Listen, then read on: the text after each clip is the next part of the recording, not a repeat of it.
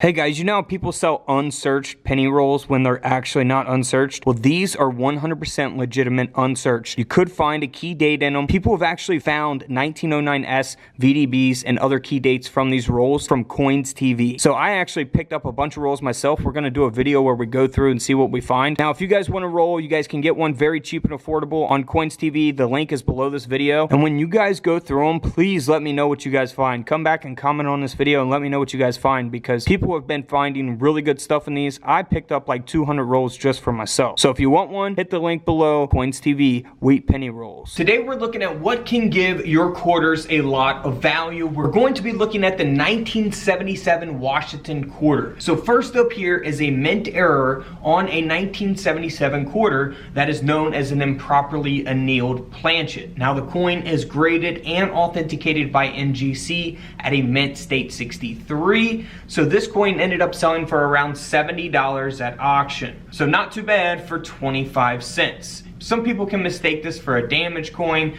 I get a lot of images of damaged coins that kind of look similar to this, but this is actually a genuine mint error. Next up is a coin that has been broad struck. So you'll see it around the rim of the coin here. Now it's not a super large broad strike, but this error does give the coin a little bit of value. The coin only sold for $22, but you know, it's 22 bucks for a quarter from 1977. Now here's a quarter that sold for around $70 that also has been broad struck, and this one you can see is a little more noticeable than the previous quarter. Now this is graded by NGC. The last quarter was graded by Annex, so this is a much better condition coin, and it's graded by NGC. So this coin around $70.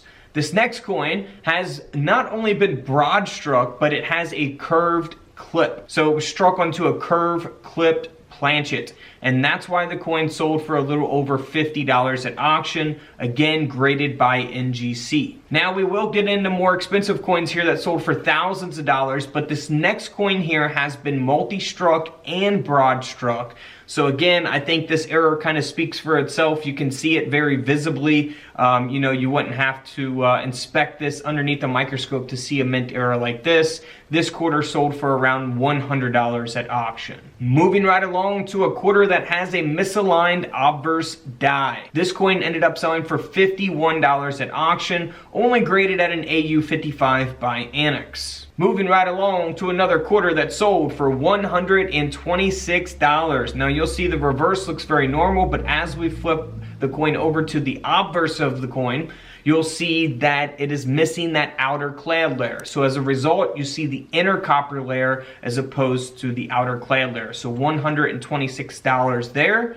And then here is an error that pretty much everyone knows about, right? The off-center error. So, you know, all kinds of different coins can have these different types of errors that I'm showing you today. And the same thing goes for off-center coins. So keep that in mind. This coin is really off-center, 45% off-center, and that's why the coin sold for $94 at auction. Here's another off-center, only 20% off-center, but the coin sold for around $100 at auction, graded at a 66. So a 70 is the best grade you can get. The closer you get to 70, typically the more money you can get out of the coin. Now this next coin, again off-center, 70% off-center this time. This quarter sold for $114. Moving on to something that you always want to look for, because this coin sold for $360. It was struck onto a 50-cent coin planchet. So it weighs 6.8 grams. So it's going to be thicker than your typical quarter, right? So this coin ended up selling for $360 because of that mint error, and it is graded and authenticated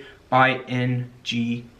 Next up is a double denomination error. So we have a quarter design that was struck onto a Jefferson nickel.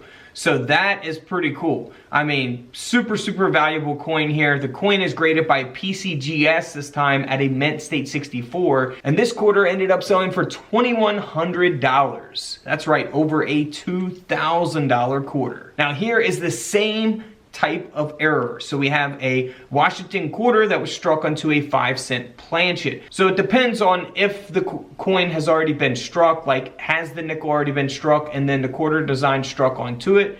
That would be a double denomination. This is where we have a quarter design that was struck onto a blank 5-cent planchet. So this coin ended up selling for $240, a lot less than $2,100. And then we also have an error like this that can take place where a Washington quarter design was struck onto a 1-cent planchet. So we have the quarter design onto a Lincoln penny planchet. And this coin ended up selling for $600. Moving on to one of the famous 1977 quarters that you could possibly look for. This is a super valuable coin, and it's the reason why you always want to weigh your coins.